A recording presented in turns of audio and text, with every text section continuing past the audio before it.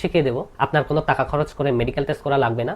বাড়ি থেকে আপনি বুঝতে পারবেন আপনার শরীরের ভেতরে ইনফ্লামেশন আছে কিনা। সাথে আপনার আদর্শ কোমরের মাপ কত হওয়া উচিত সেটাও জেনে যাবেন।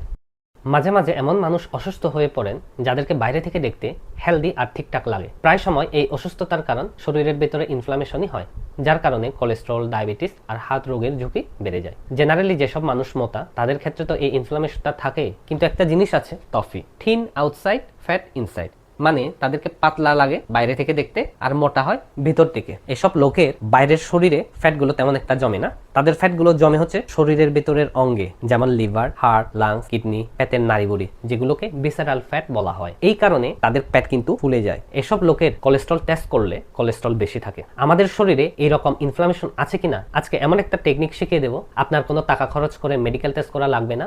বাড়ি থেকে আপনি বুঝতে পারবেন আপনার শরীরের ভেতরে ইনফ্লামেশন আছে কিনা। সাথে আপনার আদর্শ কোমরের মাপ কত হওয়া উচিত সেটাও জেনে যাবেন। তার জন্য একটা দড়ি নিতে হবে।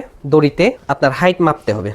একটা সাপোজ আমার হাইট হচ্ছে এতটুকু, ওকে। তারপর এইটাকে হাফ করতে হবে, যতটুকু আছে এতটুকু হাফ করতে হবে। হাফ করে দিলাম। তারপর এইটা দিয়ে আপনার কোমরকে মাপতে হবে, এভাবে নাভির একটু উপরে মাপতে হবে। আপনার কোমরের মাপ যদি এইটার বেশি হয় তার মানে আপনি কিন্তু রিস্কে আছেন, অলরেডি ইনফ্লামেশন হয়তো শুরু হয়েছে। যত বেশি হবে তত বেশি ইনফ্লামেশন আছে। আর এই মাপের চাইতে যদি কম হয় তাহলে আপনার কোমরের মাপ একদম ঠিক বরাবর আছে। এটা আপনাদেরকে একদম ভালোভাবে বুঝিয়ে দিই। সাপোজ আপনার উচ্চতা 160 সেন্টিমিটার, তাকে হাফ করলে হয় 80 সেন্টিমিটার। আপনার কোমরের মাপ যদি 80 সেন্টিমিটারের নিচে হয় তাহলে তো একদম ঠিকই আছে, আর বরাবর 80 হলেও তাহলে ঠিকঠাক ধরা যায়। আর 80 সেন্টিমিটারের থেকে 5 সেন্টিমিটার বেশি হলে, 80 থেকে 85 হলে হালকা রিস্ক আছে আপনার। 85 থেকে 90 সেন্টিমিটার হলে বেশি রিস্ক, আর 90 সেন্টিমিটারের উপর হলে খুব বেশি রিস্ক।